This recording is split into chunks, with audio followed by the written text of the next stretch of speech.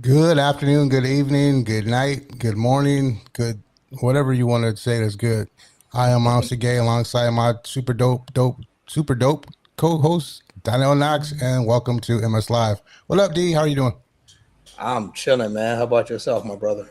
Oh, it's been a crazy week, crazy week, I bet crazy week. after that birthday bash you had. Yep. Yeah, it was pretty nice, man. It was pretty nice. So, my birthday was last Friday. Yeah, last Friday. I'm old now, officially old. Don't claim it. He said he's old. No, you're young. You're young. I If guess you so, say but I feel older. Like no, you feel oh, young. okay. I You feel feel young. young. I feel young. Because if you do that, you're gonna experience it. You just All want to right, that's true. experience That's good true. stuff. So it was my birthday and on Friday, and then I threw a party on Saturday. But yeah, it was dope. I had myself, Josh, and Mike played. Laura Endorf played. She came from And Atlanta. Chicago Skyway. Sean came from Chicago.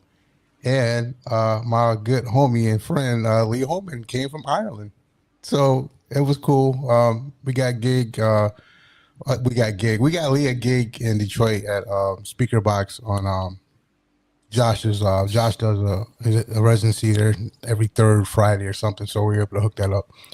And so he played at Speaker Box. So Friday on my birthday, I got to see Lee play, and he killed it in a of small course. place, and it was good. And then did a little Detroit stuff, and then Saturday drove to Grand Rapids and did the party. So it was good, man. Good turnout. Thanks for everybody for showing up. A lot of new people I've never seen in Grand Rapids before, so that was pretty dope. Um, Good sound, everything. The party went good, man. It was a good party. It's dope, man. Yeah, That's what it's about, especially it was your birthday. yeah, it was cool. And then Birthday boy. shouts out to Backward Compatible. It's a new record store that popped up in Grand Rapids. We arranged the in store for Laura, and that went well, and that was cool.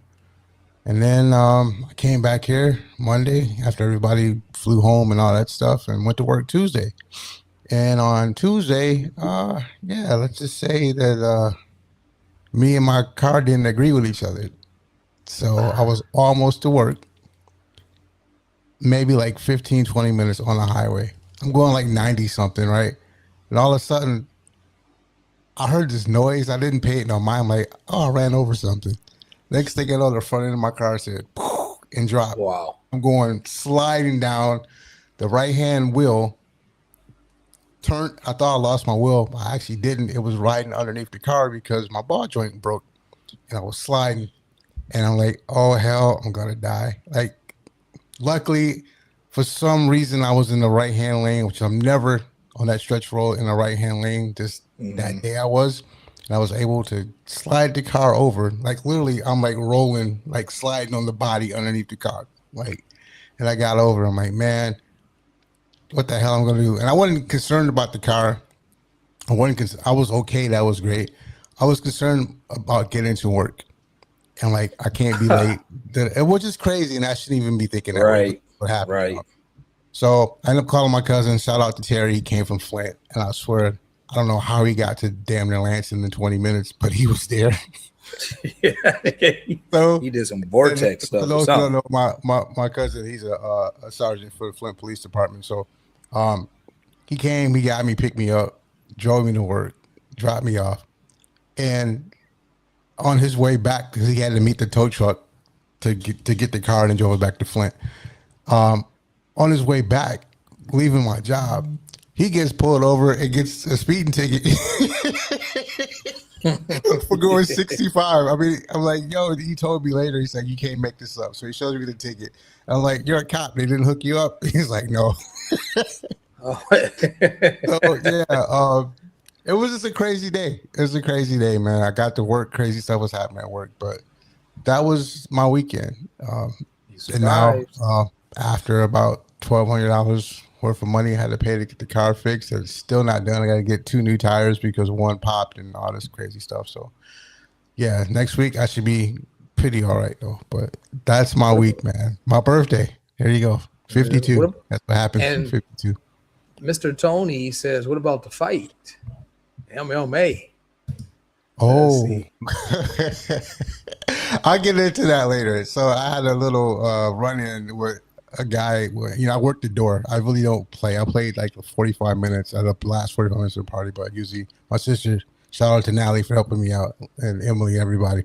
I was working the door and somebody didn't want to pay, man. And big brother was like, "Yo, don't you know who I am?" I'm like, "Man, I'm too old to be fighting you. Right. And you don't know who I am, so let's go outside and talk." And it was just cool, man. At the end of the day, man, I was like, "Look," I just laughed at his face. No disrespect. We was like, "Yo, I ain't trying to disrespect you, this and this and that. Just go and have fun, man. I really don't care." But other than that, that was the only crazy thing that happened, But yeah, Mr. Tony, Mr. MA, yeah. But but other than that, it was good, man. It was good. So what's up with you? How was your weekend? Last weekend? Yeah. Because you had a party. You played the party. Yeah, man. Here I go trying to be lazy. I had this. I knew about this booking like at least a month and a half in advance. So come the day of the party, man. Here we go again. I'm tired. I've been doing a bunch of things, and Friday is here, and I'm like, oh, that's right. I gotta play. Okay, I'm telling myself I'm not even gonna lay down, because if I lay down and pretend to be taking a nap, I'm gonna wake up with 27 missed messages and calls for sure. So I go down to the club so I can, try to, have a little sound check, and this way I will keep awake. And I'm starting to on the sound check, I could swear I hear doubling. Man, I feel like even though I'm hearing something, I feel like the beats are going da-doom, da-doom, da-doom, da-doom. So I said, okay, whatever. I'm just gonna go in the back room and chill, just drink something to keep awake. Okay, so nobody's there. Actually, it's empty. I'm like, okay, maybe it'll be empty tonight and I can just kind of play what I want, practice, and I'm going to get paid the same. It'll be easy because I play this club all the time and I can play when I want. So it's not like, some really a big deal. So anyway, I'm getting tireder and tireder, right? And come back full of people. So I got to work because I got the 2 to 5 shift. And I start playing first record, second one in. Oh man, I gotta try to text this guy. I gotta tell him to turn the back speakers off. Because for a while I was playing, all I was hearing was like boom, boom. I couldn't really tell if the beats were on, not even in the headphones. I had to look at the turntables and watch the red light, strobe light, to try to match them up. And this is no way to be mixing when you're tired and it's in the middle of the morning, I would say, right, just after 2, and I still got to go 3 more hours. So finally he comes, he switches some, the speakers up, but it still didn't help. So I did it, got through it, got back home, and then the whole Saturday I was just done. Yeah, I was just toast. I was trying to do stuff like go to the park and hang out. I was just like hella tired. But the rest of the week, not bad. Had a lot of good news. Was going to the gym. Okay. Caught up on a lot of meditation. Because if those are for you that know, I meditate daily, at least 30 minutes. That's my minimum. Sometimes I try to the spirit man, sonic mind. That's how I get everything with my mind. My mind first. So the rest of the week is cool, but some things are going to be coming up. So I got to get ready. I've got a lot of music to catch up on too. It's I'm not really happy with my Bandcamp right now. I am happy, but I feel I could be doing more of an output, and it's on me not taking care of business, so I need to be on it more. Yeah. Right. So I think that's for everybody. I've just been trying to squeeze everything in. This past week was crazy. But I gotta really get back to that. I got some remixes to do. And God, a couple of projects. I'm behind. Anyway. If you like what you see today, people, like, share, and subscribe to the channel. Hit the notification bell. It doesn't cost you anything. It allows people to know that we're up in here. It's free. Just hit it. Support us. If you like us, you love us, support us. Just hit that that thumbs up thing and share the stream, subscribe to the channel. People, I don't know we here, you know what I mean? But yeah, like, share, subscribe to the channel, hit that notification bell. We are also available on Apple Podcasts, Spotify, iHeartRadio, and Amazon Music. So if you can't watch the show today, that's great. If you can't do it right now, you can always listen. We're there. These platforms where you're there to like and subscribe to us there too. You can also follow us on Instagram, MS Live with D-KNOX. That's MS Live with D-KNOX on Instagram, and on X, formerly known as Twitter, at MS Live with D-KNOX. Also, let's hit some keys, y'all. Send us some email. Let us know what you like and don't like. What guests you think we should have on here. Just feedback. We like that. So mslive with D-KNOX at gmail.com. Hit us up. And we are trying to get the likes and subscribes up so we can get monetized. Until then, if you want to help support the effort, show us some love. Want to donate, that's fine. You can go over to PayPal, and that donation page is mslive with D-KNOX. mslive with D-KNOX at gmail.com is the email, or you can simply scan the QR code. It's up there in the corner and take you right there for donations. And if you don't, that's fine too. But just to let you know it's there. So today I am very, very, very, very, very, very, very, very, very, very, very, very, very excited to have our next guest on here. One of my favorite people in the world that I'm blessed to have met doing this whole thing that I do. We'll talk about that in a little bit. Dope DJ, dope producer, just dope person in the world that I personally love, and I try to see this person every time I go to Berlin. Sometimes it happens, sometimes it don't, but I'm super excited what it does. That being said, people, let's bring to the stage my homie, my friend, Pooja B. And as I call her, P. What up? What up, M? Thanks for having me. Thank you for joining us. Yeah, we've been trying to do this for a bit, so it's nice that it's coming together. Yeah, I'm so happy. It's been a bit. So, if you guys been following us for a while, we put a name. Tend to name the episode. Name the episode. And I really couldn't think. I wanted to keep it simple, you know, because it's more to the story and stuff like that. So this is no different. MS Live with D-KNOX Season 2, Episode 52, BER. In case you don't know, that's the Berlin Airport code with Pooja B.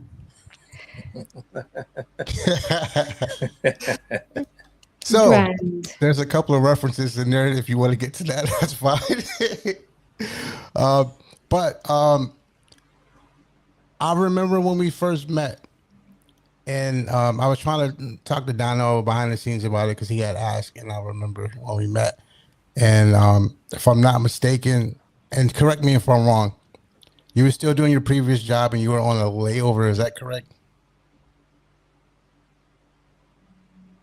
I was actually on a holiday, but I was still flying, and it was like, I think my first trip to Berlin even. Yeah. When we met, it was with Vites. Yeah. And a friend of mine had just been to Berlin, and it's like, there's not a lot of Berliners in Berlin, and had connected me with Vites and said, like, hey, my friend's coming to town. Can you please show her around and look after her? It was on my first trip. It was 2016. And you were playing at Tresor. Yeah. So it was crazy because Vites used to be my booking agent. And I had a gig at Tresor. It might have been my first gig when I returned that time. And so I'm at my hotel getting ready and stuff for the night. And he's like, yo, I'm going to meet you at the hotel. I'm like, all right, cool. So he comes and he has Pooja. And I'm like, hey, how you doing? She's like, I'm cool. Da, da, da, da, da. And from that moment on, like it was like the coolest part. She was so just cool, just cool. You know, what I mean, we kicked it, got along, but um, I never like I didn't know, but you just explained it. I didn't know how you guys knew, and I kind of remember you said it was my first time in Berlin, and I do believe now that I know it was your first time ever at Tresor. Mhm. And she came and they stayed for a while, and I think you guys had a good time. It was cool. And then Yeah. fast forward maybe 3 years later, I think you had switched careers and then you moved to Berlin.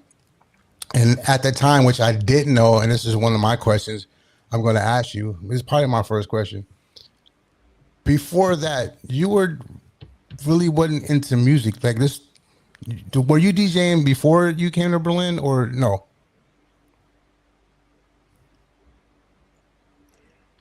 Oh, mate, my internet is so crap. I can't hear you. Did you hear what? Did you hear the question? I basically missed the whole question, but I Oh, think you're okay. gonna have to say it So again. before Let me we just see if I met, can hop on to. okay. Mhm. So before we met, you Before were we met. yeah. Before we met, you DJing before that, or this is all afterwards? I was DJing already. Okay. I was DJing since 2009, and then when I moved to Dubai to work for Emirates, I had taken a bit of a pause because I think the job was a big shift to lifestyle and how much work was happening, and also just being new in a city and not having access to decks and stuff. Hmm. So I'd taken a break, and I think I also remember telling you that on that trip I was getting a lot of eyes from people in Berlin. One being a flight attendant who's a DJ, uh, being based in Dubai because that was my base. Like it wasn't a thing of choice, and uh, because Dubai doesn't or didn't have so many underground clubs or like studio situations, the way I was able to get back into DJing was because Tractor existed back then. I think around 2013 or so, and so everyone was like, "Oh, so do you play vinyl?" And I was like, "No, I play on Tractor." And yeah, it was a funny time just seeing people's judgment on like my existence as a DJ, and I remember feeling really so self-conscious the whole time sharing this with people. But I was DJing already, and then when I had gone back, I think just this kind of feedback I got about Tractor, and I was like, oh, okay, it's not acceptable to be It's doing music crazy. on that somehow. And I remember coming back and being like, okay, I need to like find a way to get back to playing on CDJs. Like I was still using like what was it, time control there, Time code wait, vinyl, yeah. yeah. It's the same. And you could still like play with HID mode and stuff, but just the fact that there was a computer in front of me was like, okay, I need to move away from this. And uh yeah, I was DJing already to answer your question. Okay. Because I didn't know, you know what I mean? I just like, I know you were doing what you're doing. And then I met you there. And then I came and then you switched jobs and you moved to Berlin. And then maybe a couple of years later when you first played Tresor, and I actually forgot. I didn't ever forget that when we met, but it kind of reminded me like that was your first time in Berlin. And you got booked at Tresor, and she had a nice post, and she kind of told her journey. And I was in there. I felt like, oh God, I felt it was good. You know what I mean? But You felt like you were part of it, huh? a part of it, it felt Yeah, nice. absolutely.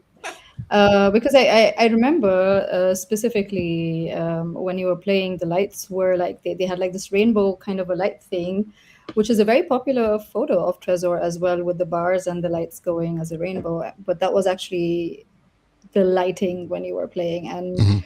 yeah, it was I remember the booth sounding so good, and it was a really special moment. And I had never even imagined that I would ever play there. So when I moved here in 2021, and I think I can't remember if I played here in 2021 or 22. It was pretty bizarre. I was just like, Yeah. bass is happening. Like, you just. I think I was in this headspace of I just want to play music without really thinking of where or at least earlier or back then it wasn't so goal oriented as like, oh, I want to hit these clubs. It was just like I just want to play this music, and for it to be accepted, which was quite challenging in the Gulf, also back home in India, it being like, oh, it's too dark or it's too heavy or whatever, and over here just being like, I can just play stuff and it's fine. So yeah. Yeah. Yeah, it was good, man. I was happy to see that. It was nice.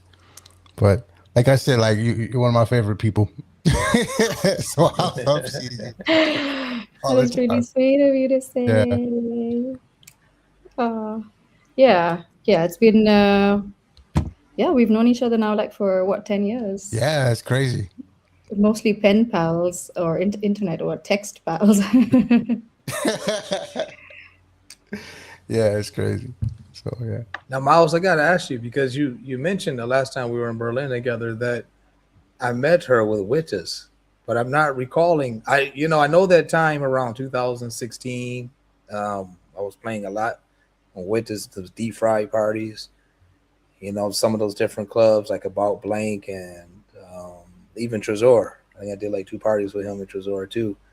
But I'm still trying to remember if we actually met then with Pooja.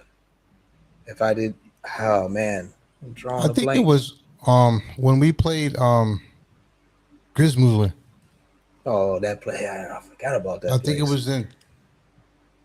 That was a nice place too. Yeah. Yeah. Oh yeah, we did do that, didn't we? In the basement.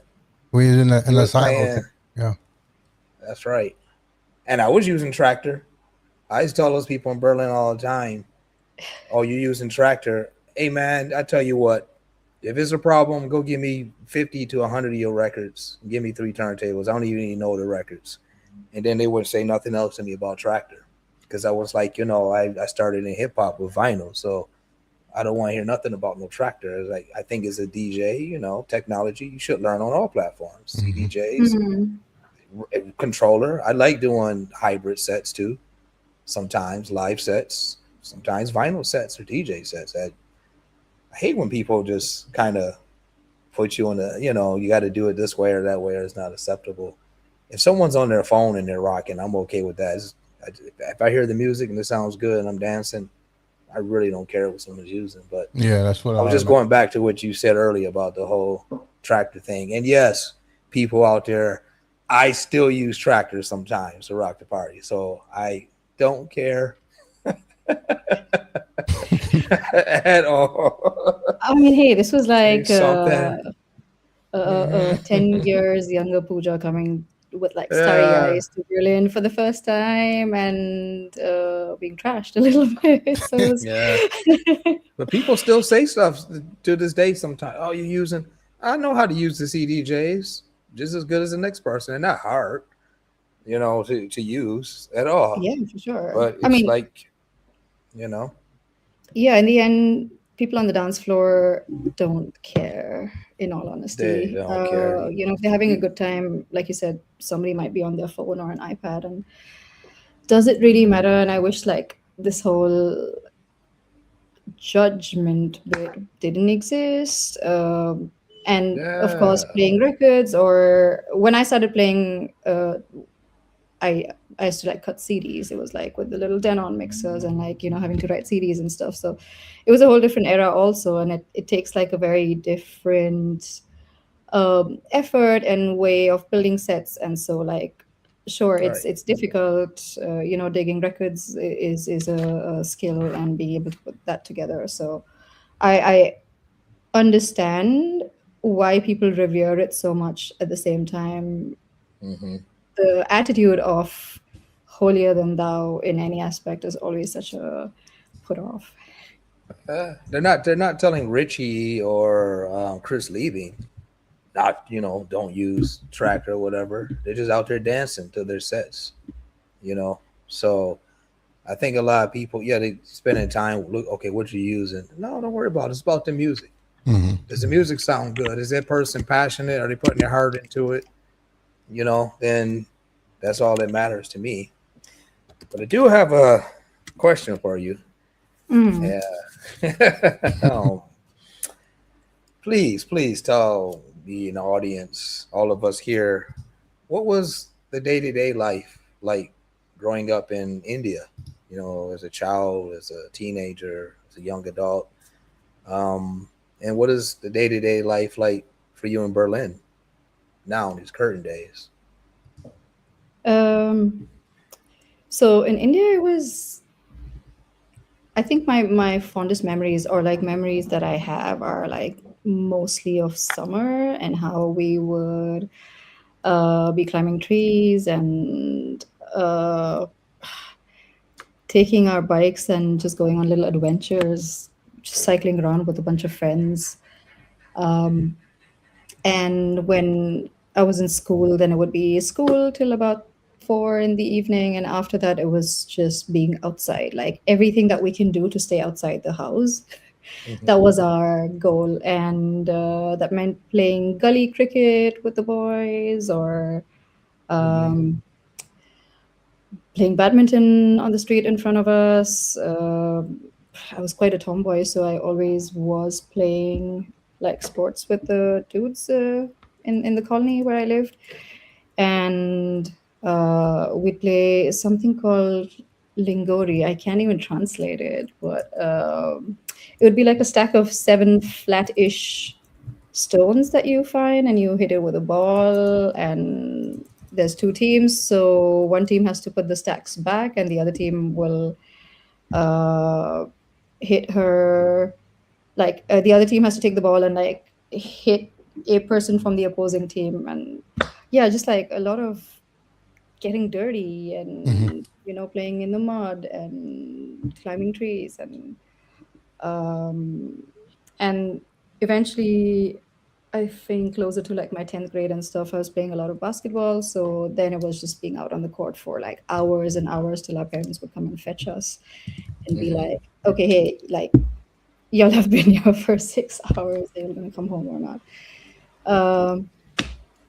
Yeah, that was like teenage times. And at some point, the lure of clubs, like my dad used to do some marketing stuff for like Kinetic, which is like a moped company. And there was some party and a cricketer was supposed to be the guest over there. And I think it was like a birthday of mine. And he's like, oh, would you like to celebrate your birthday there? And then going to a club for the first time and just being like, oh, this is cool. This is fun. And then after that, yeah, telling a lot of lies at home to go to the clubs. Yeah. There isn't so much of a club culture in India, but the city I grew up in is it's called the Oxford of the East because it's got like lots and lots of universities and lots of students from different parts of the world and from within India. So they would have like these day events because many students were staying in kind of shared accommodation, and they would have like a curfew, like 8 p.m. or so. So they would have like these day events. And my parents weren't exactly liberal, particularly my dad. So it wasn't so possible to be like, oh, hey, my friends are going to the club, so I want to go to the club. So yeah, we would just be like, oh, we're studying at someone's house. I can't even remember the the amount of bluffs we told and what all we said. And then borrowing clothes from the cool classmate who had club wear, or the kids who did go to clubs, and yeah, like getting changed in the bathroom of the venue, and then like going inside and wearing heels and pretending to be much older than Okay. I was.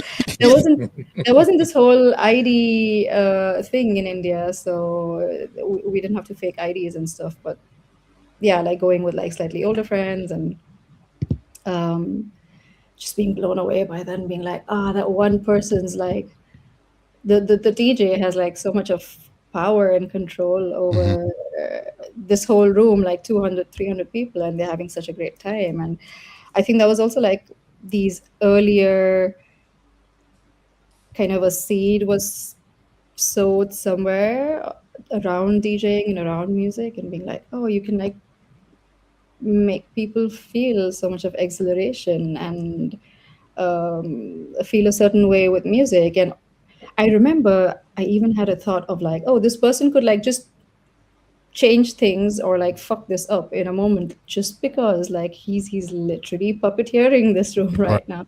Hmm. And yeah, and my city also had like a lot of like illegal raves Hmm. around. Oh, okay. So at some point had friends who were going to there and then going for some of these raves out in the city at some of these farmhouses in the outskirts of the city. I think that time it was like a little more on the side. Um, but then the clubs were starting to play some electronic music, and so it was like a lot of commercial stuff, a little psytrance, a little like David Guetta and that kind of electronic music, still not like the cool stuff. So this is like late '90s, early 2000s. Yeah, yeah, early 2000s, like I would say 2004, 2006 onwards, or around then. Um, yeah, and then I think around 2005, actually 2000, yeah, 2004 or so, because 2005 I was working and then I'd moved away to the south of India, like to Bangalore and Chennai, and that's where I think I came across like techno like Hmm. properly because there was friends who were doing techno nights over there. So apart from the commercial ladies nights and hip hop stuff that was happening, these techno nights were like the first bits of, oh, there's this other bit of music which is also really cool. And yeah, yeah, there was like teenage to a working 17-year-old kind of story. Yeah. So do you remember what was the first techno DJ or maybe the first techno song that you ever heard that kind of got you like motivated into, you know? I I don't know particularly like the first ever techno song, but there was like from that era, there's definitely a few tracks that like stuck or like feel like classics right now. They're not even like particularly techno, but I think it was still like in this space of electronic music. So like Man with the Red Face and um there was this track called Cage Me In, which had like pretty cool lyrics. And I think more on the techno space was like seriously on and on off. And that's still a track I love so much. And I had a whole period where I was like closing with that track.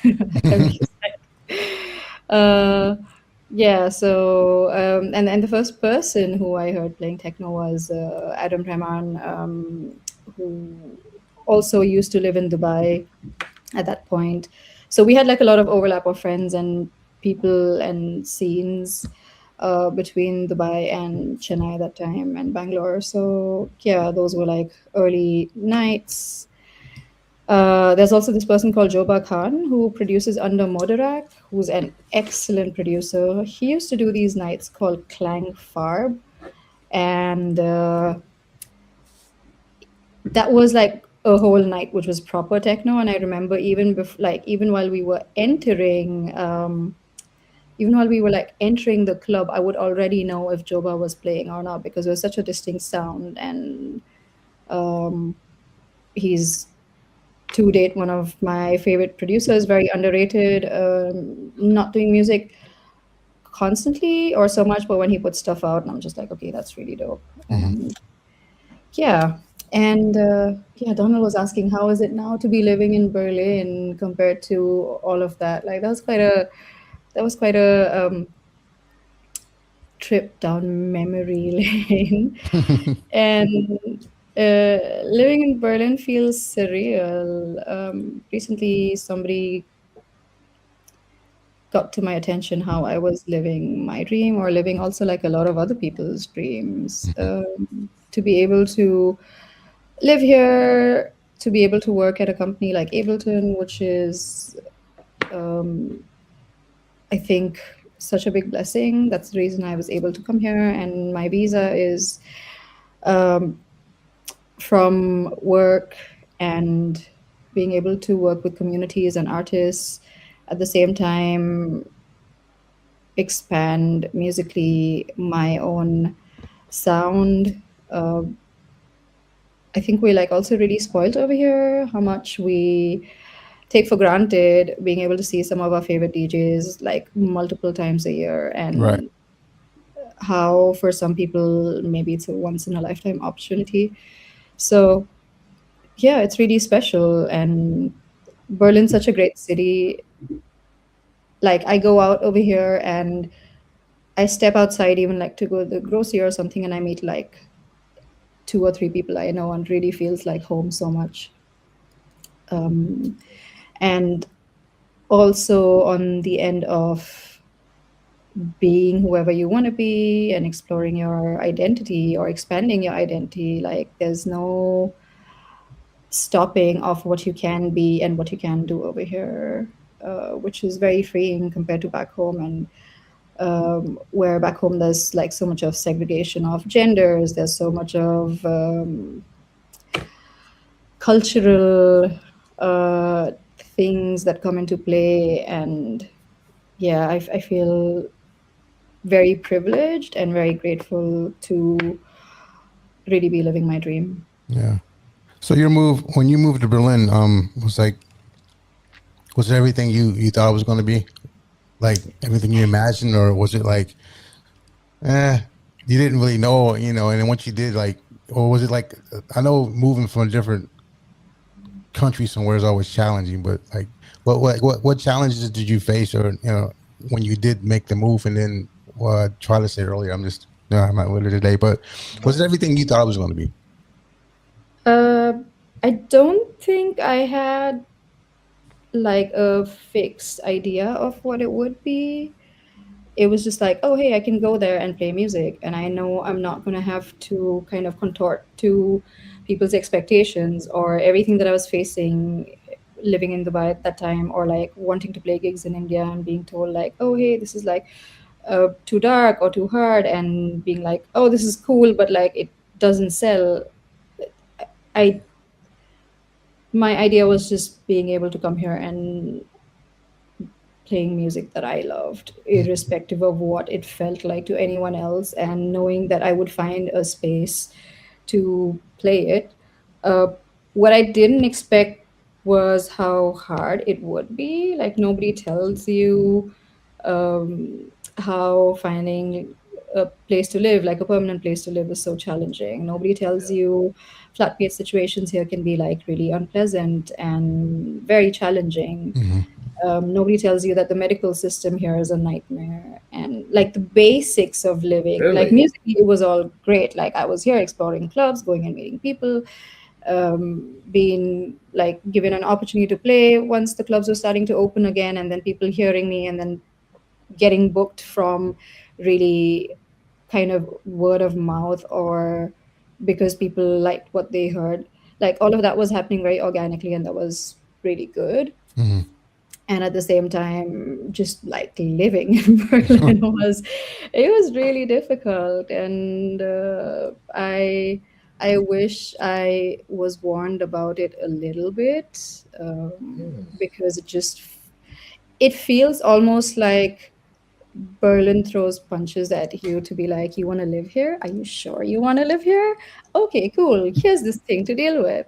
And you've kind of like figured that, and then something else happens. But I wouldn't trade it for anything else. Yeah. Like, it's really shaped me as a person, and I've had like such a great support system around. There's always been friends who've either been in a similar situation or they're like, okay, hey, we'll figure this out together. So don't worry about it. And yeah, in that sense, it's been really good to find my tribe in some sense, and have like really nurturing relationships that we like. Some of them I don't even talk to them very frequently, but I know if something were to happen, like people will Right. come and show up at the drop of a hat, and those are the kind of That's friendships I important. was able to build. Exactly. Yeah, that's the ones you need. Those are the real friendships and family functions. Yeah, Now, I would like to absolutely. circle back to Ableton Yeah, sure. because I'm a big Ableton guy. In fact, a couple years back, they sent me the Push 2 for free and like Ableton 11, but it was because of Chris, this guy Chris that was working there at the time that I had met through Tim Xavier. But I'm just curious what you were doing there because, like you said, I love Ableton. You know, I have a lot of stickers, merchandise from them. Yeah, I'm Shout using out to it with Ableton. the iPad. Yeah, Ableton. We need a sponsorship. I don't do sponsorships, so That's all good. I joined as a support specialist, and that's what I was hired to do. I did end up doing a lot of little other projects, and I think that's the really cool thing in the company and my team. And shouts out to the best team ever, like the sales support team and the tech team. They're some of the nicest people, and we can always like go and ask questions, and everyone's like down to help each other out. I also joined the Inclusion Dialogue, which is an inclusion offering that we've designed for people within the company. And the intention is to bring inclusion into our thinking and into our everyday work in a way that it's automatic. Mhm. Because one of the kind of core things that Ableton exists for is to enable other music makers, like enable music makers to make music. So when we think about inclusion, then we're not just thinking about everyone who has access to music, but also to the ones who might want to make music, and how we can make music making accessible to these people, to communities where maybe this software is like too expensive. So how can we still give access to the software? And like we have this excellent program which is for schools, and we have a lot of work that happens around accessibility. So for people with vision impairment or hearing impairment, how can they still make music? And yeah, kind of just bringing inclusion in our everyday work, and Mhm. how actually being part of this team has affected not just me, but like also the rest of the core team members in how we show up in our lives and in our outer worlds as well. So that's another thing that I do over here. Wait, so you're And still working there now? yes, You're I'm still very like much okay? working. Oh my god. It's the thing that keeps me here in Europe, Mhm. because yeah, like I said, like I was given a employment visa, so that's how I'm here. And yeah, I also do a little bit of artist relations, and I think because of being like a very active member in the music scene, I'm able to also kind of fold in different communities or introduce them to Ableton, or just like kind of build bridges, and have people try our hardware, or people who have interest, see like if we can bring them in as artists that we work with from time to time. So yeah, a few of the things that I do at Ableton. Are you That like? is I'm man. sure. Is there like a lot of artists that actually work there besides you, or is it more tech focused? Or I would say like a good 70 to 80% of people working here are music makers, Mm. and many of them like actively performing artists. There's definitely like people who are doing like just tech stuff or like accounting or like all of these other things that aren't maybe music related. But I think at some point, like we also have a little onboarding for everyone who joins the company to learn how to use the software. So I think there's also been people who have never made music before, and then they were like, "Oh, hey, yeah, we've learned how to do it, and do it for fun." So a big part of our ecosystem is music makers. Yeah, that's cool. I mean, that you guys are able to do that, and then you can, based on you being an artist, that's kind of cool. Like you can put in like input and feedback for like development and different things that maybe they haven't thought of, or it's easier for as an artist that, hey, that would be cool if I had this or that. You know what I mean? That's kind of dope that they have you guys involved with that. So It is Yeah, really dope. like sorry, I didn't hear you, Donald. No, I said no. That's really dope. I mean, Ableton for me, as soon as I started using it, I felt more creative than I had been in the last 20 years. It just totally opened my mind when I saw it. I said, "Oh, I had those old moments. I didn't know I could do that. Like, how much more? I don't even know, like, probably most of it, even though I've used it for a long time. But it is a great program, and I do like that company a lot. So when to hear you say that you're there, that's already like, wow, kudos to you for even being in Yeah, a thank you. company. yeah, Much respect. that's what's up, man, for sure. So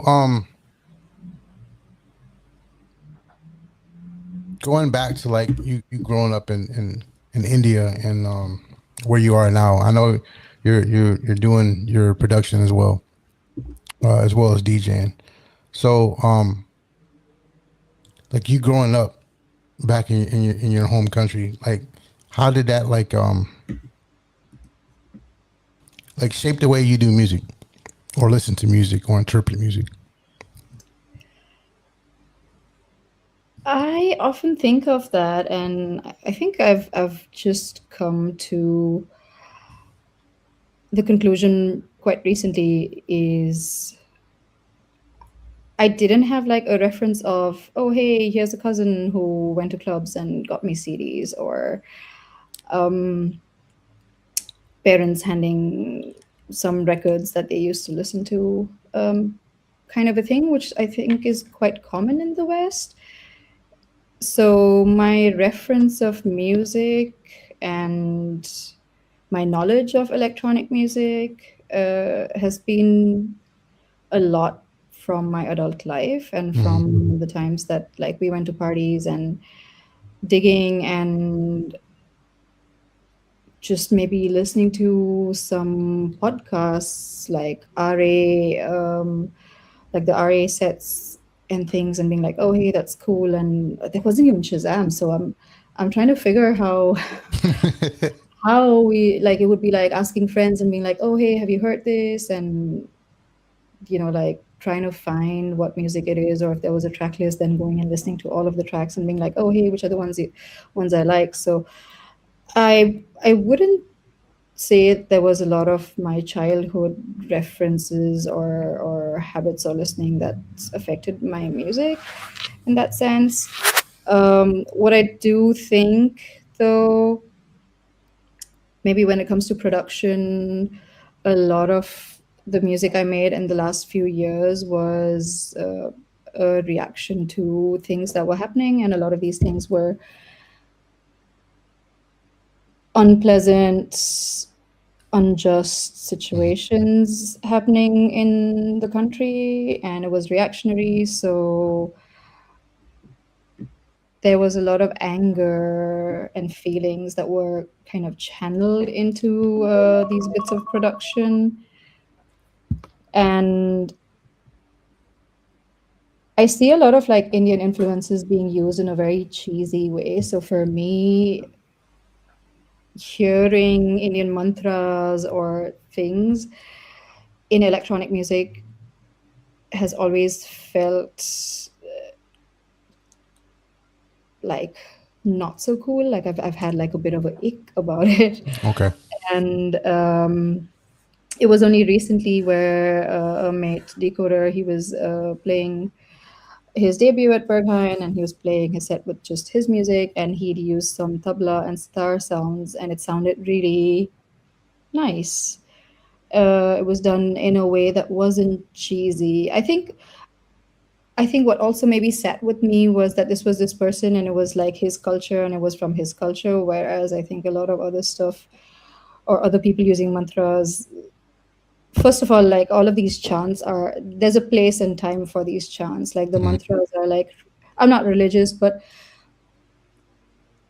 these things are meant for a specific place. And then when you hear it on a track or something in a club, which is a very hedonistic environment, and what it means and where it's being played, like there's so much of dissonance that for me, I was just like, this is not cool or it's not right somehow. And Okay. maybe hearing Gautam Respect. play this, being like, okay, hey, he's iterated something which is his culture, like it wasn't bastardizing something that he's taken from somewhere else. And that was the first time I was like, oh, hey, okay, hey, this is nice. There's also a track by Sunju Hurgun that I really like and has like some Asian and Indian musical influences. So hearing these things, I was like, maybe there's a way to do this that still feels authentic or okay Hmm. for me to try. And it was after that I used some sitar, actually not sitar, but like tabla samples in the last EP that I made, and it's more in the experimental space. So I also wasn't wanting to bring it into the dance floor format somehow. Hmm. And yeah, it's a new way for me to look at music and being like, okay, how can I still have a part of me represented in a way that doesn't feel cheesy or uh, that I'm okay to stand behind, basically. And yeah, that's been liberating. It's definitely a new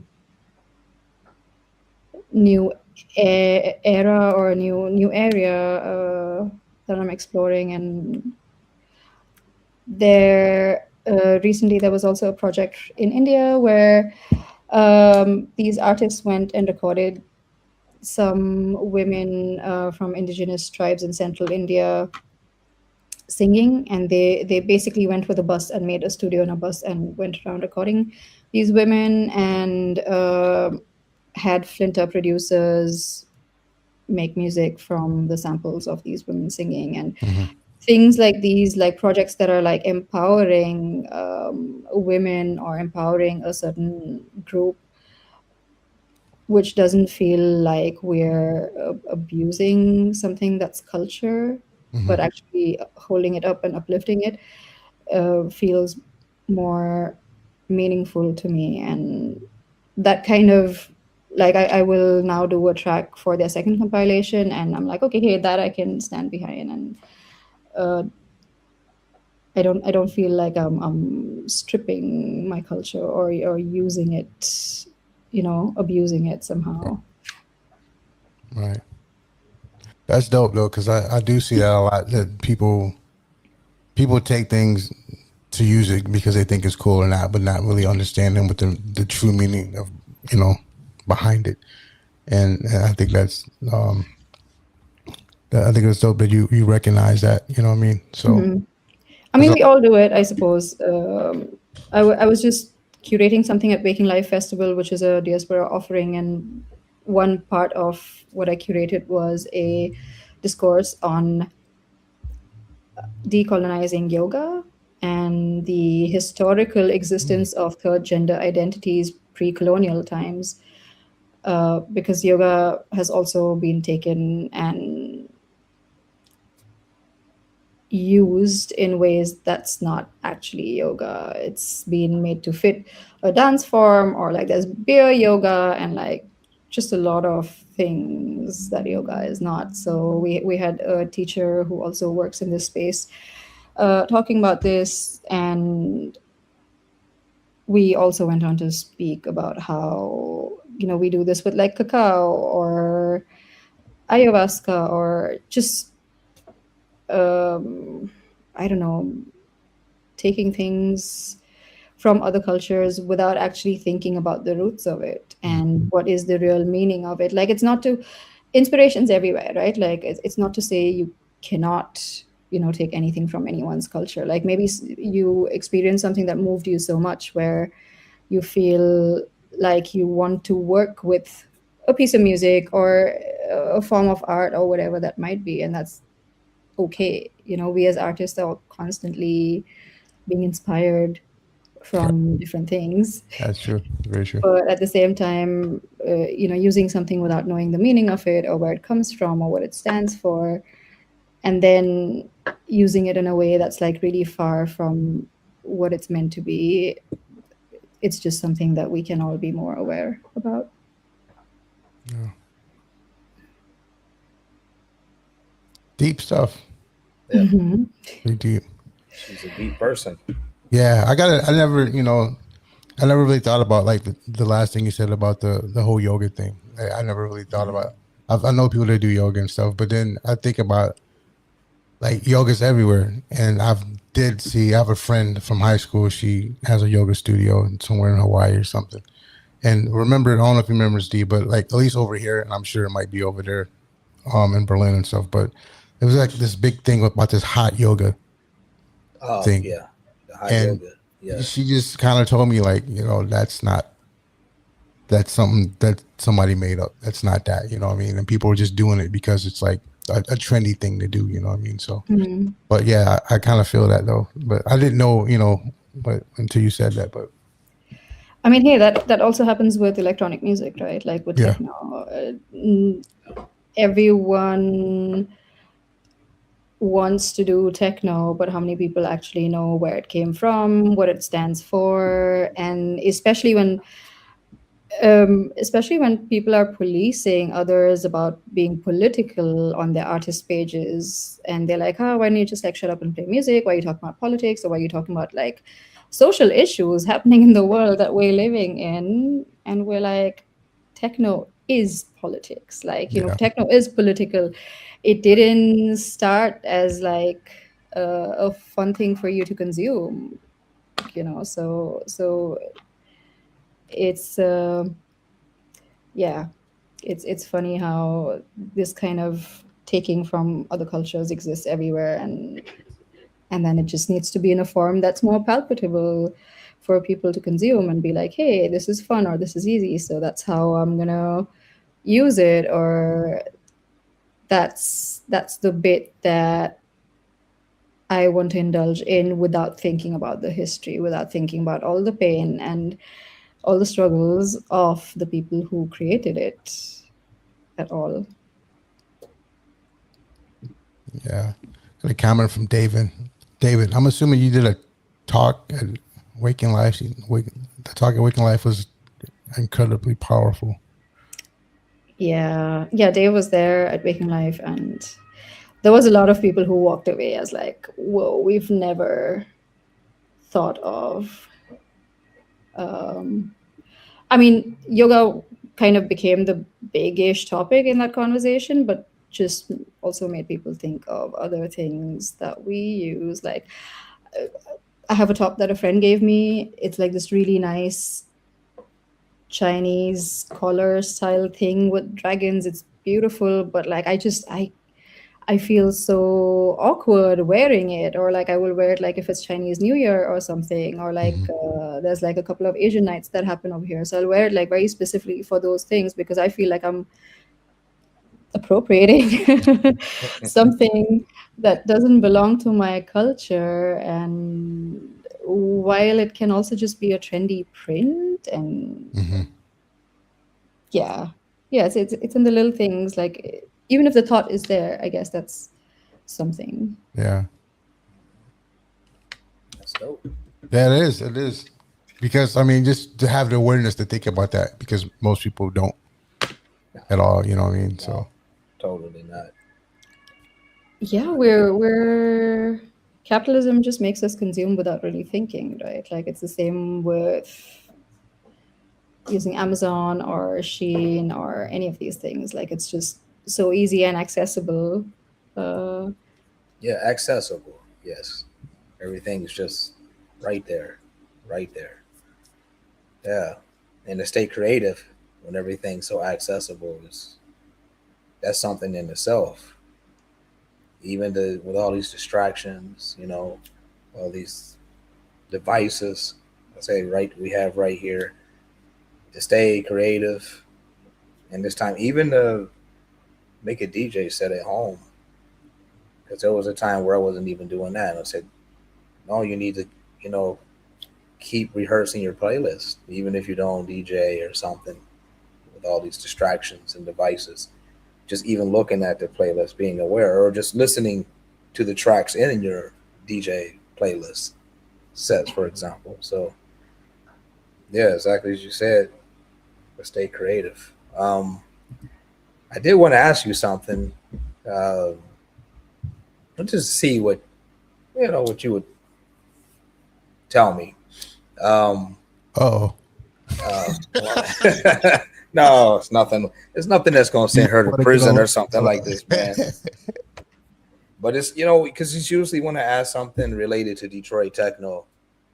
Some people, I don't know. Sometimes they don't like it or they feel like why always Detroit. But I wanted to sort of just ask because we all know Detroit techno has inspired artists around the world. Um, and as someone who came from India and found a home in Berlin, uh, what parts of Detroit's philosophy, not just the sound, what parts of its philosophy has influenced your own artistic journey, in this whole techno domain or electronic domain, as I call it? I think the bit of pushing a sound that you believe in, Mhm. like very unrelentlessly, even if others don't prescribe to it. There's definitely moments where I'm like there's this new kind of gallopy rolling techno that's so popular, and there's been like a whole phase of like trancey techno, and being told by a big booker friend and him being like, if you just like change your sound, like, if you just do this, or also like the hard techno trend, because I can play slightly harder stuff and industrial stuff. So he's like, you could easily just like cross over to that and you would be so big. And I'm just like, yeah, but I would feel like shit. Like that's not at all that's not at all what I like. mhm. So I think this bit of pushing on with the sound that you believe in, I suppose that's kind of what I would say is the closest to like the Detroit techno philosophy mindset. Um, yeah, Because it kind of makes you think of Mike Banks, yeah. Like you can see him asking, or see him saying that, your sound and what you believe in and everything. Every time I talk with Mike, it's the conversation just goes for 8 hours, and it seems like it's going into different directions, and it always comes back to that same thing. He always says, "Knox, don't make yourself bigger than the music. Always put the music first, and the music that you believe in, whether you're calling it techno or something else. But it's the music first." So yeah, yeah, exactly what you just said, right? yeah, for sure. Like it's not so much about like the trend, right? Like it may not be the trendiest sound, but in the end, a trend dies out, and something that's like just good music is classic and it's timeless, and sort of digging music in a way where even when I go back to some folders from, there's definitely like, I think an era where when I listen to some of that music and I'm from my folders and I'm like, oh my god, like what was I doing? But then I've also seen it shift over the years, and now I think at least for the last 10, 12 years, there's music that I could dig up from my hard drive from back then, and there's still stuff from there that I would still play. And even now, while digging music, just being like, okay, hey, would I like, is this cool for now, or would I also maybe play it a few years later? And like the longevity of something that's just quality music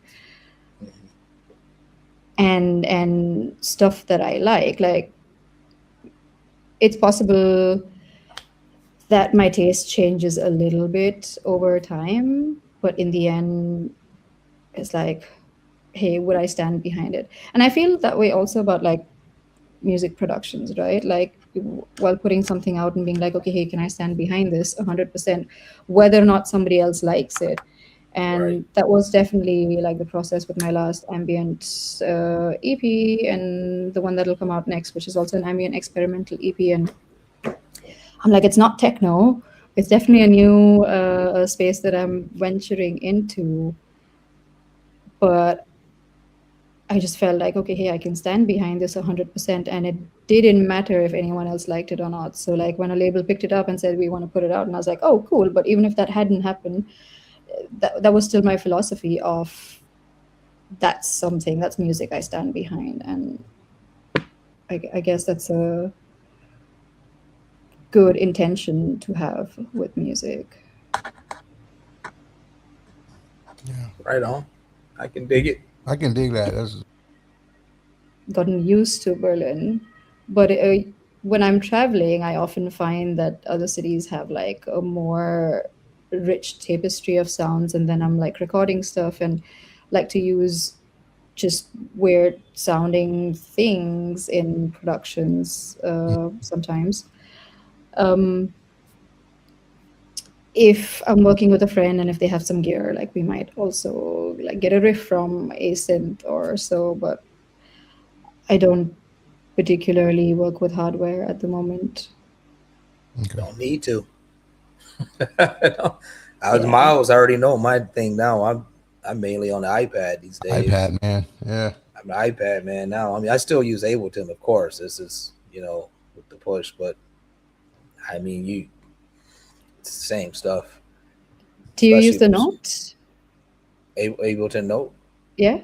Yep, because I use that when I'm out and about. That's what I like to sample when I capture things out, like the train sounds or just random people talking, and then just basically bring it back and into Ableton.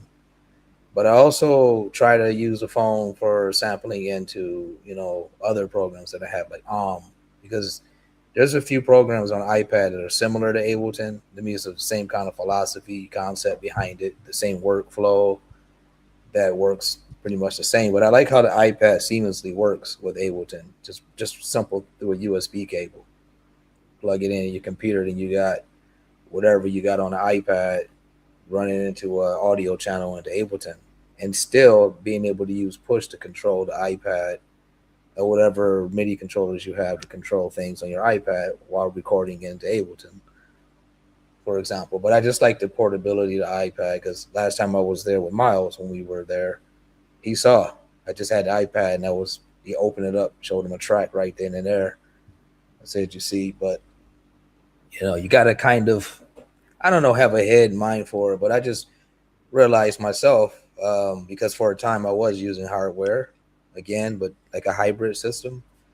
But then I just got back to what I was doing before I had all that hardware again, where I was using Fruity Loops only and making I did a lot of records just in Fruity Loops. It sounded good. But like you saying, only using Ableton. Ableton has so much stuff now, all the sounds inside, the MIDI sequencers, and it seemed like they took a lot of that third party sequencers that you would use, like Riffer and some of these other ones, and they just have it all in Ableton now. And then with the good thing with Ableton, as you said, you can sample sounds out. So then you don't have to sound like whatever was in the box, if you have some outside sample. So it's great. But Note, that's what I was telling Myles. I was like, if you got that move, you need to download the Ableton Note app on your phone, because the way Ableton has done it great, man. You not only can you use Note on your iPad, but on your phone, you could pretty much use it the same as you could on your iPad. You could just be somewhere on your phone and pretty much have a track done. I'm not going to tell people how to make a full track in Note, but it is possible to make a full track in Ableton Note. You just have to think a little with the arrangements and stuff. But I've done it, and I'm not going to say which track, but I've made some songs in Ableton Note. So do you find it, Pete? Do you find it hard to like find inspiration? Like you have like mental blocks, or like just like I can't think of anything, or I've definitely been on that train for quite a bit, like, where I've like complained to you and been like, nothing's coming out of me. Like I'm thinking about making music all the time, or at least this was the case, I think, like last year, or like after I moved to Berlin for quite a bit. And but I think this year's been nice. End of last year is when I made this ambient project, and it helped me also just move out of that creative block a little bit and being like, hey, I can just make music for making music, and it doesn't have to be for a particular space, which was challenging but also liberating. And ever since, I feel more driven to just make music.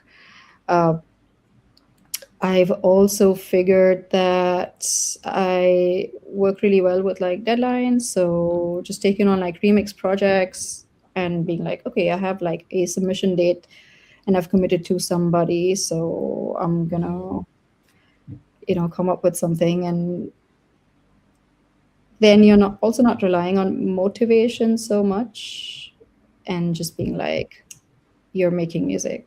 Yeah. You have to, and you just do it.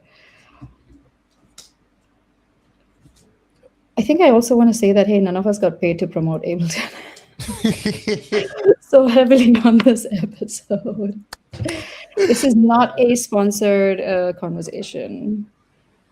But let them see this, guys. I will share it. I will share it. Yeah. Tell them thank you. Tell them thank you again for sending me a bag and some stickers again. And I'm trying to learn it. So there you go. So, yeah. We'll see, for sure. We've never done this before. I know we had a list of questions that we kind of came up, like I wanted to kind of get away from like, cause I know you, what I mean? I didn't want it to be like, oh yeah, so what happened last week? What happened to this? You know what I mean? So we kind of came up with some questions, and we've never done this before. So D sent me a list, and he came up with this like rapid fire round for the question. Yeah. Let's try it. So you're gonna be the first person we're gonna do this with. I'm your guinea pig. Yeah. So if it goes completely wrong, it's your fault. If it goes great, hey. Y'all did a great job. All right, so let's go, y'all. I wish I gotta get some music or something to get this all going, but some sound effects. Sound effects. Let's see. I don't know what maybe I got. Maybe some Kool in the Gang or something. What do you got? Like a siren or something? Or something. I got something goofy. Hold on. Oh, that's not that one. I got something in it, but I know it's like. There you go. I like that. We can do that. The Twilight Zone. Yeah, crazy, right? Let me try one more time. Yeah. So that's it, y'all. That's gonna be the sound. So y'all hear that, on certain episodes. We won't do it on everyone, but on certain ones we're gonna do. All right. You ready? Sure. Vinyl or digital? Digital. Okay.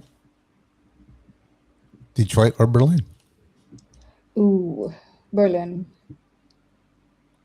Now, any of the answers you want to give, if you want to expound on those, you can. Yeah, I was going to ask you. I was like, am I supposed to expand on the answer? You can. It's your choice. I can. So digital because of the ease and accessibility. When I was DJing in India, we didn't have turntables anywhere, and we didn't have record stores. So I never had access to vinyl, and at some point it just became an expensive hobby when I could afford it. So yeah, digital, and I have back issues, so the thought of like lugging around a record bag is not enticing to me at all. Yeah. Nope. No. No, Oh no. though I do also find it really funny when like people who are playing with USBs and headphones come like with a trolley.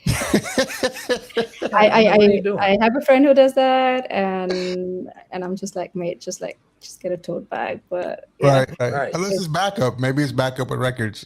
Who knows? I don't know. But that is funny though. Yeah. And Detroit or Berlin. I've never been to Detroit. Never. And no, never. Not yet. Okay. Not yet. Not yet. She will go.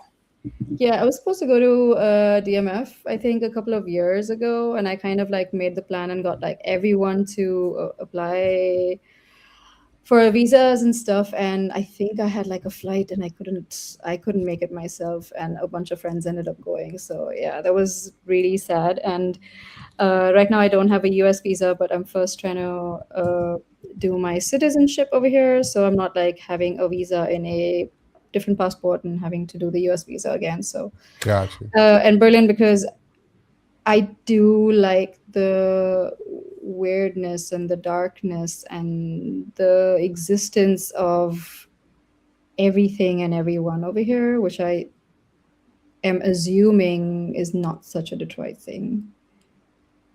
Yeah. Warehouse or club? Ooh, warehouse. Warehouse when the sound is done correctly, because warehouse can be also not with sound that works in that warehouse, and then it's a nightmare. Yeah. Sunrise or 3 a.m.? Sunrise. I think I'm team chasing sunrises. I think everyone's chasing sunsets, which are gorgeous, but like sunrises are special. So in that aspect, sunrise. All right. In the aspect of music, 3 a.m. I definitely don't play sunrise music. So Right. And the last question, it's not really a this or that, but what album do you think everybody should hear? It could be any album, techno, house, any type of genre. Like, what's your favorite album, and what is that album do you think everybody should hear?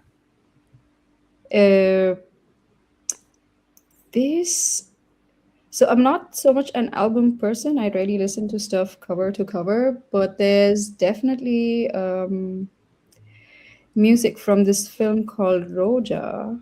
It's a Hindi movie from the 90s, I believe, and the soundtrack of this movie is excellent. Like there was this whole era of really great production in Hindi cinema, and Roja is definitely one of those film music bits that, and those were things that I have heard cover to cover multiple times growing up, and yeah, it's an unconventional suggestion. Okay, I have to check that out. So, yeah, sure, I'll send you a link. Yeah, like from that era, there was just so many. There was also this film called Bombay, which was about, if I remember correctly, this journalist who gets kidnapped by terrorists. Or Roja is the one with the journalist getting kidnapped by terrorists, but like both excellent film scores, and the director, the music director, he's also just known to be like a genius from India. Now I gotta ask you something about food here. I think Yes. I'm Indian food, hands down. I got a little story on that because my first real girlfriend in high school, she was from New Delhi, actually, and her name was Nomita. Hi, And Namita, if you're listening. yes, yeah, she actually, because of her, I ended up doing music in the long run because she kind of turned me from doing things I shouldn't have been doing to a no more spiritual way in high school. So I always say thanks to her because Sonic Mind, my label is kind of based off the spiritualism, and back then I was reading a lot of books from Bhagavad Gita and, some, I can't even pronounce this guy's name, but he has a bald head with some books he wrote. And Enoch Warren, I think this is his name. It's a meditation book. But as far as the food, um, gulab jamuns, you like or no? Especially You when they're like? fresh and warm with like Oh, some warm. vanilla ice cream. Okay. So, but never cold out of the refrigerator, Yeah, warm. sure, those two. Okay, okay. Wait, Samosa chat, samosa chat. Absolutely love. I love all Okay, kinds of chaat. Chaat is my specialty. I okay. also make really excellent chaat. You make what samosa is chat. what is chat? What is that? Chaat is basically so chaat is this category of food, street food, Hmm. and it is sweet and spicy and tangy at the same time. And some chaats will have yogurt in it, so it's basically a flavor bomb. And if Yeah, you have like, especially if you have pani puri, you don't know what hit you. Like it's just like, yeah. My friend Aaron make at his. He's got a restaurant over here in Mr. India, but the way he makes his samosa chat, it's like I haven't tasted it. I tried having it around different places, even in Colorado when I was there. But Aaron, for me, makes it for my style. He makes it the best. And then I have just my friend Mustan. For me, he makes the best paneer makni. I used to say paneer makhani, but they told me later that's not how you actually say it. Donna, just it's paneer makni. Okay, but you like paneer makni? I like paneer makhni, and now that we're talking about Indian food, and I'm like, maybe I want to go. Maybe that's what I want for dinner, like some samosa chaat or some, yeah, ugh, something Well, if you ever fun. come to Poland, I know where to take you because you would, you know, is Aaron's spot is really good. He's Sure. really I'm authentic. I'm I'm usually super skeptical about trying Indian food anywhere because Mhm. I'm like even when people ask me, they're like, "What's the best Indian food restaurant in Berlin?" I'm like, there isn't one. I make the best Indian food in See, Berlin. Like, it's just come like on over. soul food, exactly like soul food. Mhm. Nobody makes it like your mom or at home. You know what I mean? So Yeah. yeah, I totally But you get know that. what? You know what, Miles? Like, usually I stay with Tim Xavier when I come over there, and he didn't. He never go. There's like an Indian store not too far from his place. I think it's called Zora. Zorro's or something. Yeah. Zora. So Mhm. he never goes in there. He's always going to Penny's or somewhere else. So last time I was there, I was like, look, Tim, I'm not going to go out to eat every night, obviously, because I just don't do that in Poland. But I'm going to go here where I can buy some stuff and cook it for myself. And then he went in. He was quite surprised. He said, "I didn't even know you can buy those little meals, those ready-made meals, and they're pretty cheap." And I grabbed him a couple. I said, "Try this one with kidney beans," and he enjoyed it. He said, Yeah. "Man, thanks, man. I got a new snack place." I said, "Yeah, because I get all my. I don't buy regular chips and all that. I like going there because I can get my banana chips or some other little spices, as you say, and it's not really expensive. And I think it's I'm not going to say it's all the way healthy because it's still fried, but I think it's a bit better. It's a little bit healthier Right. than me buying a bag of Lay's chips or something when I can go there, But and then especially okra because I like to cook okra myself and eat a lot of that. It's real good for the knees, but I like it in general how I cook it with tomatoes. So it was there, but I wasn't going to try to cook it at his place. So I said that'd be too much. Tim will kill me if I start messing up his kitchen. Yeah, but T, like what is you up? also get like these frozen rajma, and Mm-hmm. you get like the palak paneer, Yep. and it's like heat and eat. I wonder sometimes how much of additives there are in it, but apparently I think the freeze method, or like the way they pack it as soon as it's cooked, apparently they're not adding anything in it. So Mhm. Yeah. I Yeah. guess it's coming out of a packet, but sometimes when you just need a quick meal, those are definitely good. They're real good. And even spices. Because I'm always getting cinnamon and, Yeah. my chili Yeah, the Indian powder from shops there. is where you Yeah. get the good cumin, Yep. Yep.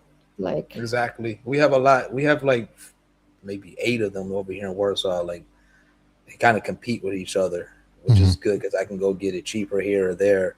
But when I ever say, okay, as much as I come to Berlin, I have to find the same.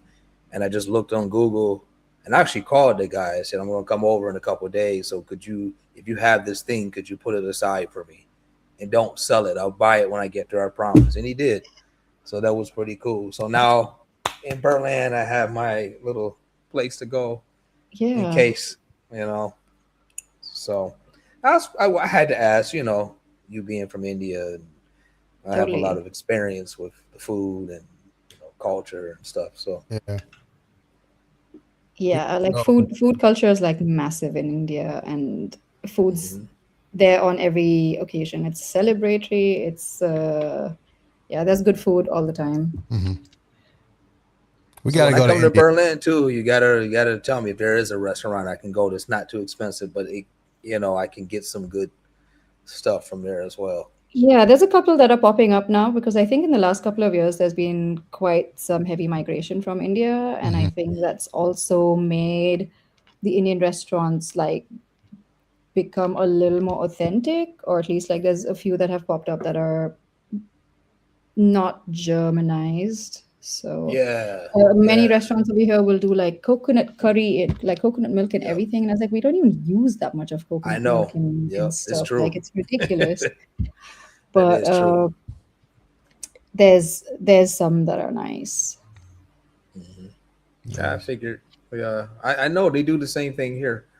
They tell me, D, we add all these creams and extra fats and stuff for the Polish people, but when we're making it for us, we just and then sometimes because there's another story too. My friend Rosvi, um, he did like the first ever Bollywood party here in Poland, like a long time ago, and actually he told me, he said, you were the first DJ to play Bollywood in Poland ever, because the party that I did first, he gave me all these tracks, all these songs, gave me like 2 days to kind of go through them. He said, just play what you want. And on No his party, I way. did. Yeah, and now a lot of Indians were like, how does he know? How does he know this music? And it's all Yeah. because Rosby. So I said, man, I have two things. I'm the first American for sure to play the most techno parties in Poland, period. Because like there was a period of just 2 years where I didn't play anywhere outside of Poland, but in Poland. Sometimes I had 8 parties a month. And the first DJ to play Bollywood in Poland and not being Indian. So it's like, it's crazy. But yeah, that was some things that happened back in the days in Poland and Warsaw. Yeah, you Yeah. didn't meet Rosby last time when you were here because he was living in a different city when you came, Miles, but he's moving back Okay. over here. So Rosby, just a story for some of you guys. He's a good friend of mine. He's like a brother to me. I help him out a lot when he does his Rosby events. He's always putting on some nice Indian summer events or Indian food festivals, all within Warsaw or down in Wrocław, and a lot of times I'm helping in the background with them guys. So in case some of you in Warsaw are listening and you would like to attend some of his events, Rosvi events. Shout out to Rosvi. Shout out to Rosvi, my brother. All right. So I got one more question, one last question for you. Mm-hmm. So, um, yeah. So it's kind of going back on the whole techno thing. So, like techno's always been like about like creating like a spaces, um, where the people can like feel free and able to express themselves. Um, so Like, what, in your opinion, what does a truly safe dance floor look like and feel like to you? And how can artists help create that? I think a truly safe dance floor would be where we look out for one another. I think a lot of onus gets put on promoters and awareness teams, but really a safe dance floor is when we, as the people on the dance floor, are aware of ourselves and of other people around, whether or not they're your friends. Um, I often find it challenging when people might be too high and like falling around and they're having a great time, but like everyone else is high too, and in not being aware of your space and people around you, you end up like spoiling the experience of others who are also high, by the way. Mhm. So yeah, just being like keeping consumption to a point where you can still function and others don't have to look after you.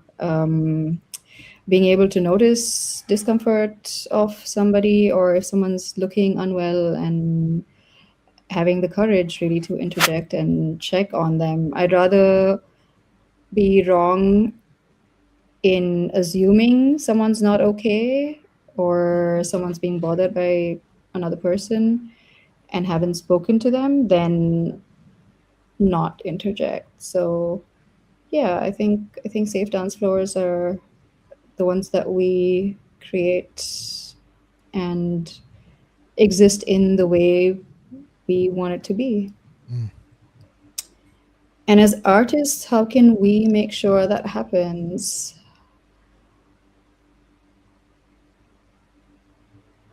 I don't know how much as artists we can influence this, but I think speaking about safe dance floors is a start.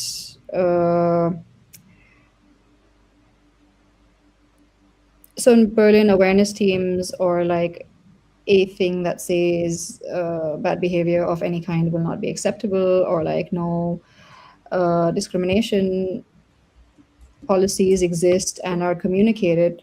But at the same time, this is not the norm everywhere. And perhaps as artists, it can be in our writers to have this requirement and be like, hey, checking with the club or the promoters you're playing with, and being curious and asking what steps do they take to prevent these things from happening. Do they have a policy in place? And if they don't, then encouraging at least, like I understand maybe having an awareness team might not be possible, but at least encouraging them to have some communication around people conducting themselves in a way that is safe and sound for everyone else. And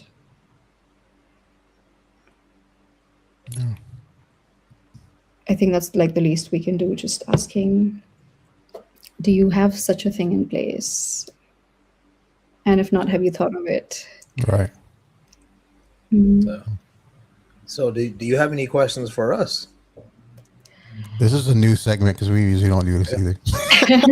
Yeah, we'll open it up for, if you want to ask us anything, feel free.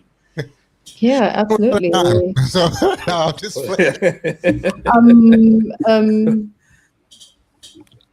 I think I'd like to ask both of you, and you'll have been doing this for such a long time, what advice you may have for somebody like me who's like much newer in the scene and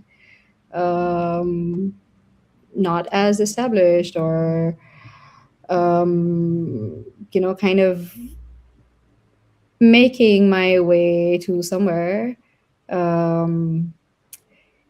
And yeah, what advice would you have when things get tough? Because we all know that all of us doing music or just doing art things have at some point in our careers, or have multiple times, considered quitting this and just being like, this is so fucking hard.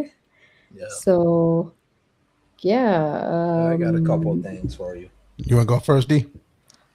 Yeah, I'll give you two things. First thing I'm going to tell you to do, maybe you're doing it already, but is to meditate every day. Now, that doesn't mean you got to sit there like a monk, and I just simply mean get quiet, some moments to you by yourself with your own thoughts or mind or thinking. Personally, for me, I prefer to close my eyes, take some deep breaths, and if I have a question to ask, I'll ask the question before I go into the state, and the answer is always revealed. But I will say daily meditation will help you not quit certain things. Another thing, which will answer your question for yourself and to keep you going, is just get a notebook and just draw a line. And then at the top right, why am I in this? Why am I even in this music thing? And then on one side, list the positives, the other side the negatives, or it don't have to be positive, negatives. It could be which is more important or less important. And just remember that question, why am I doing this? And then, write down, is it for fun? Is it just to make me money? Is it for my ego? Is it so I can travel the world as a DJ? Is it because I simply just love doing it, or am I addicted to it? Whatever you can think of. And then you just come back to that and start putting whatever you wrote down in order of importance. For me, for example, the reason why I can even stay in this stuff so long is it's just, for me, it was meant to be fun. It was never meant like, okay, when I first started this things, watching my cousin Jay Denham back in the day, or even meeting Derek May and all those guys back in the days, it was never like, I want to be them or be like them. No, it was like, I'm making music because I love it and I feel it, and I respect them because of what they're doing. But I'm not looking at Derek May as like, or Jeff Mills like there's some god or something like this. I just happen to be at Jeff's place or Derek's place, and because, he made a track and it sounded really good, now I'm gonna go home and have some fun and make a track. It was always fun for me, and that's what. And I told myself, even if I have to work a job or when I was in college or whatever, I'm doing this for fun, so I don't mind putting my own money into it and spending time with it. In fact, I don't even see the clock, and that's what worked for me. Now, some other people I know, they just wanted to make money, and because it didn't really make them the money they made, they're gone. That's okay, because they answered it truly that they were gone. But that would be my advice: to meditate first every day, at least 10 minutes. It'd be good for you all overall anyway, not just for the music, for your overall health and mind. But the notebook thing, it just really makes it clear. Like, the big question, why am I even doing this stuff? And list everything. You'll see. You'll be like, okay, I get it. That's the reason. Get back to the point.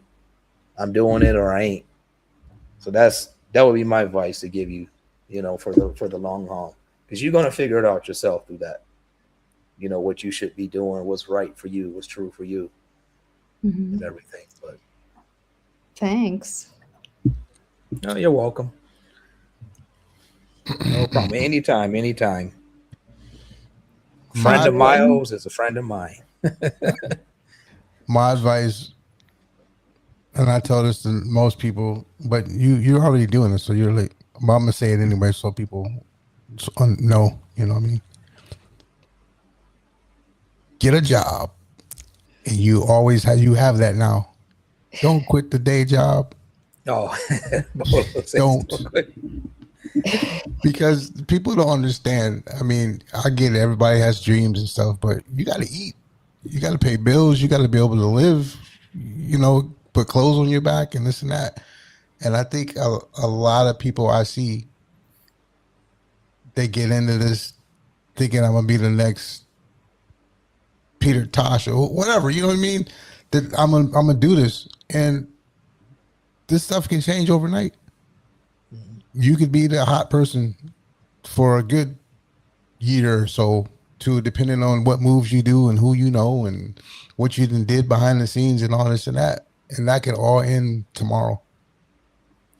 So have a backup plan. Person detected at front yard. See, somebody's there. I don't know, but have a backup plan keep your job. Um, Stay true to who you are, which you have always been since I've known you. You're not. You've always been yourself. Be yourself. This is not specifically saying this to you, but just everybody. Be who you are. Don't change who you are for nothing. Be genuine and authentic in all aspects of your life, as far as you as a person, you as an artist. Always be who you are. Because at the end of the day, I mean, things change, but nothing's going to ever change that. And that's what me personally, and I can probably speak for Donnell. I know for a fact that's what I respect out of people. Be who you are. You know what I mean? And that goes a long way, especially with relationships. And that's a big thing in this whole industry. It's all about relationships. And most of those relationships, yeah, music might be a part of it, but it's really a bigger thing than just music. You know what I mean? And I think that helps out a lot. So be yourself, keep a job, stay true to who you are as a person, as an artist. And like I said, you've always done that. And I mean, that's why I think we're friends. You know, I can see that. And that's why I appreciate that from you, because you've always been true. So. Great. Thanks. Yeah. Yeah, just don't quit.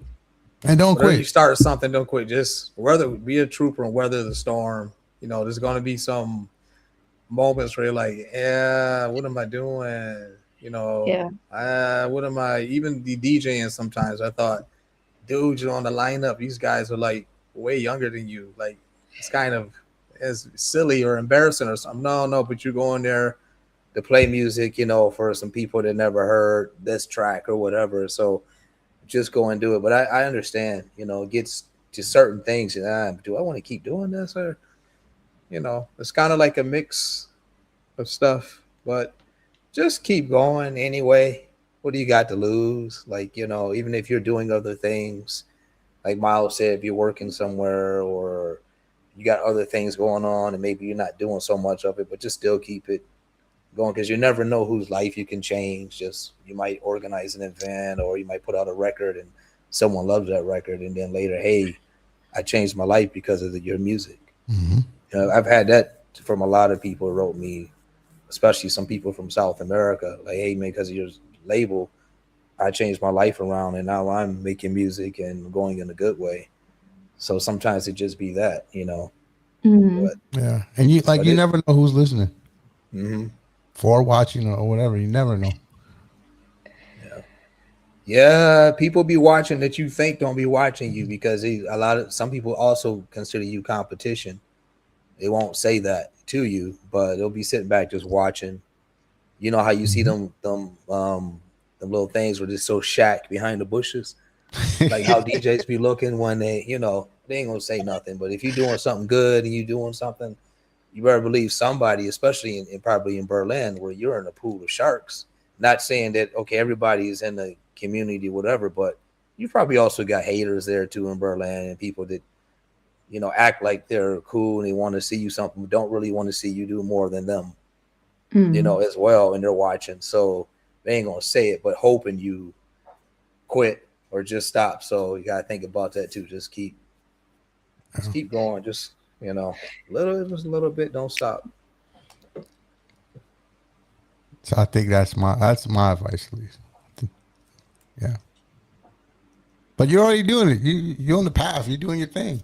I see that. Seems like it. It looks like you're. Because I wanted to ask again. I wanted to ask you again. Were you doing this thing you said in August this month in Berlin? I was thinking of coming over there in a couple of weeks, so I would love to come to this event. Yeah, we're cooking up. So on the 21st of August, a friend of mine is doing a party called Animal Farm. The concept of the party is back-to-backs, and the event series that I do, which is more a community-focused event called Matcha, we usually do like a food bit of it, because I love cooking, and and then there's like someone displaying arts and music. But this is the first time I'm taking Matcha into a club space, so we're not doing a fundraiser or the food bit of it. And I helped co-curate the B2Bs that we're doing this time, and I also do like a really big birthday celebration every year, and my birthday is a little later on the 27th, but on the 21st, since we're doing matcha, it's also going to be the big birthday hangout, and it's that one time in the year where I get to see like a big cross section of my friends and people in music, and also the ones who aren't doing music.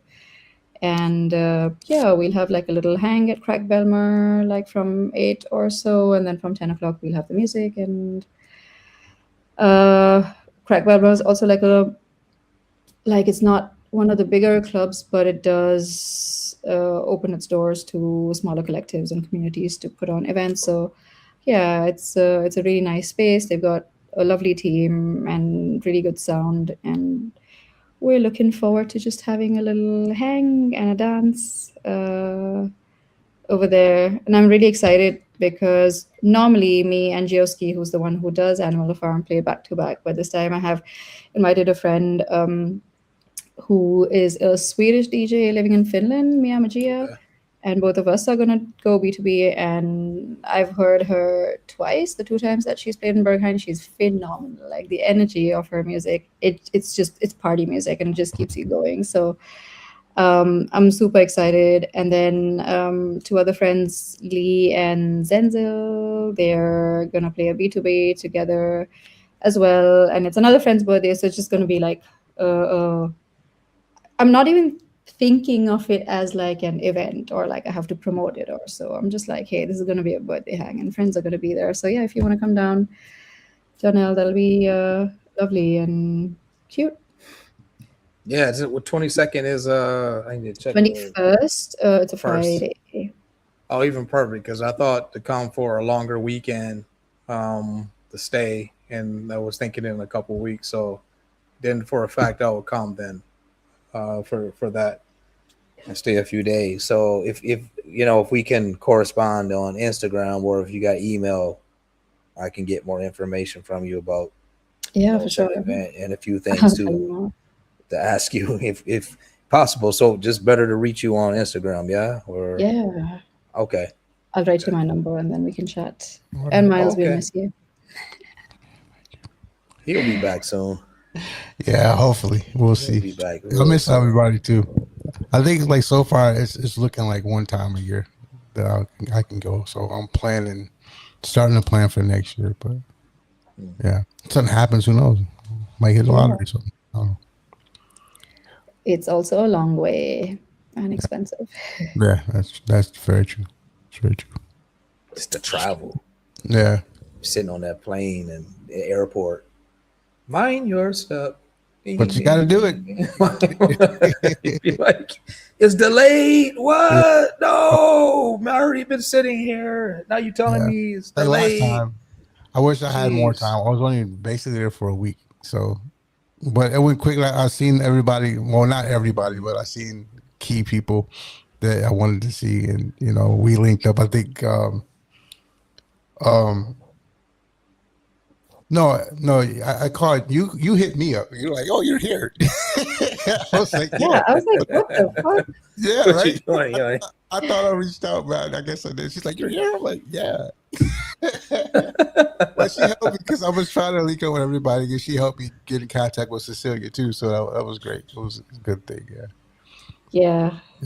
Sometimes I'm just like, I get it. Like when you come to Berlin, there's always so many things to do and so many people to meet. Like I get this way also. Sometimes you go to a place and I'm like, oh shit, I forgot to write to this one person. Yeah. So I'm glad we seen each other. Because before we went, the last time I went, she took me to, we went to with some restaurant. We ate. It was great. I can't even remember what the name of it was, but so we didn't meet them. But then this time I was like, damn. She's like, yeah, you're here. I'm like, yeah. So it was dope though. It was great.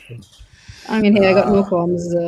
Just being like, excuse me, you're in my town. Like, what the fuck? Yeah. No, Myles, that was me.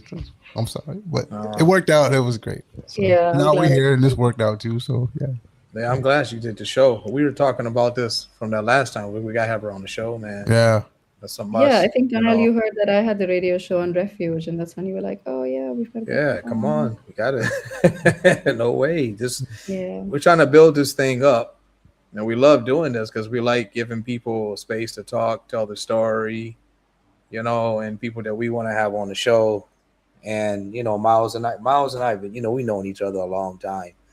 So us doing this show is like us doing music or something, since the mid '90s Yeah, for and sure. stuff. So yeah, it was great when we all saw each other in the hotel. It was like, nope, Got no to matter do it. what, yeah, I have her on the show. And now when I come to Berlin, I got to have some Indian. There you So go. I got to, some butter naan bread, some paneer magni or something, and sure. some Yeah. samosas. I will be grateful Yes. for a good All right, place. so everybody, let's gotta wrap it up for a second. So we thank you for joining us today. Yes. Yeah, thank you for having me, Myles and Donald. Let's give it up for Pooja, y'all. Yes. Yeah, and like all the friends who joined in the chat as well. I Yeah, see thank you. There was a Yeah. lot of people tuning in. someone Thank you from guys. Switzerland, and I don't know where you are, David. I don't know if you're back in Berlin, and if you're back in Berlin, carrot cake, hello. Carrot And cake. Wait, what you Tomaso is Carrot cake? here. You said carrot cake, right? Yeah, my friend. Had that. That's my favorite cake, and I had it for my birthday. I just ate my last piece like last night. Oh gosh. This friend of Carrot mine makes cake. the best carrot cake ever, and I'm like, you should just sell it. Like it's ridiculously This is good. David. David Matuna in the This is the chat. carrot cake person. Yes, Is- David, I'm he's making in you Berlin. famous. Yes, he's in Berlin. Hey, Okay, I mean, Dave. I don't know Okay, if he's in Berlin Dave. right now, but he's been traveling a lot. But So- I hope he's in Dave, Berlin. Dave. And Yeah. when he's back, he's promised me a cake and the recipe. And so let's rewind. Dave. Dave, so you promised us. Yes. Yes. Yeah, so I'm looking for you when I come back next year, Mr. David. So we want the cake. Cake. I mean, hey, listen, that's not the only cake he makes, by the way. He does like this gorgeous lemon rosemary thingy. Like I don't even like Mhm. lemon flavored stuff. And Oh man. I see Lavender. David becoming a family member in my life There we in go. the future. Yeah, for sure. Friend of the show. Yeah. David, is there anything you want me to bring you from Poland? Some sweets, some Polish sweets or something? pickles. Yeah, Pickles. sure. Yes, Polish pickles. Yes. Oh my god, love All those. right. Especially from the farmers market. This is okay. All That's a nice. I know now. We have Yes. a little food barter system going on here. That's right. Oh, And- Miles, one thing. I found some candies over here that's similar to Butterfingers, but they're actually German. I Okay. found them at Lidl. So next time you're in Germany, in case too, I'm sure they sell them there as well as they do here in the Polish Lidl. But they're called Crocs, but they taste like Butterfingers, same consistencies. In case. Okay. See, it's all about food, and now I'm getting hungry. Yeah, me too. We'll keep P on here for a second. So if you like what you're seeing today, please like, share, and subscribe to the channel. Hit that notification bell. It don't cost you nothing. It's the thing with It's the free. thumbs up. So hit it. Let people know we're here. If you don't want to see our ugly faces, that's fine too. You can always hear us. Check us out. We are available on Apple Podcasts, Spotify, iHeartRadio, and Amazon Music. Once again, when you're there, hit that subscribe button there or follow or whatever they do so you know when we are up and when we have a new episode available. We are also on Instagram, MS Live with D-KNOX, and on X, formerly known as Twitter, at MS Live with D-KNOX. Also, you can email us suggestions, things you didn't like, or whatever, mslive@dknox@gmail.com. Get those fingers going. We appreciate to hear from you. As always, you can help support the show. Donate via PayPal, mslive@dknox@gmail.com, or scan that QR code that's in the corner right there. It'll take you to a place where you can donate. Quickly. Yeah, I have a remix on Hakeem Murphy's Black Robots Having Sex. It just dropped on my birthday, actually. So Go there, check it out. It's me, Christopher Rao, and Hakeem did a remix of my remix. Go over there and check it out on Bandcamp at Endeavor Prince on Bandcamp. That's that. Also head over to Sonic Mind Bandcamp page. Go to D-KNOX label, check it out. He's got releases up there. Old, new, new and old. Sonic Mind Records on Bandcamp. I have a podcast called Somewhere In. It's on my SoundCloud page and a playlist. So Somewhere In, go to my SoundCloud joint there and hit that. Go over, check out Roberto on YouTube, Decisive Podcast Series. Go check him out. Brother out. Subscribe to his channel. Like everything you do here, do it there. Greatly appreciate it. Next up, MS Live with D-KNOX, Sunday, August 9th, 2 p.m. Eastern Standard Time, 8 p.m. CET. That's Central European Time. We have up next Mr. Joey Anderson, who will be a great show. So make sure you check it out. That's Sunday, August 9th, 2 p.m. Eastern Standard Time, 8 p.m. CET. And like I always say, at the end of the show, we have our sponsor reels, Mo and Mark and Mo, Lincoln Street Soap and Tom Michigan Beer. They are friends. We help promote these guys. They help us too. So go check it out. Lincoln Street Soap, if you hit the promo code, I think it's MS Live, you get 15% off an order. The soap is remarkable. You'll never, ever want any other soap again in your lifetime. So make sure you go check that out. Pooja, thank you again for joining us. Thanks a lot for having me. That was a fun chat. Thank you. And D, you know what time it is, so let's hit it, brother. Yes, people. Meditate. Don't hesitate to be yourself, and always stay in the positive. There we go. Stay in a positive mind, stuff. Protect your mind. Yes. And your mind will protect your body. Peace, love, and soul. And we'll see you next week. Cuckoo.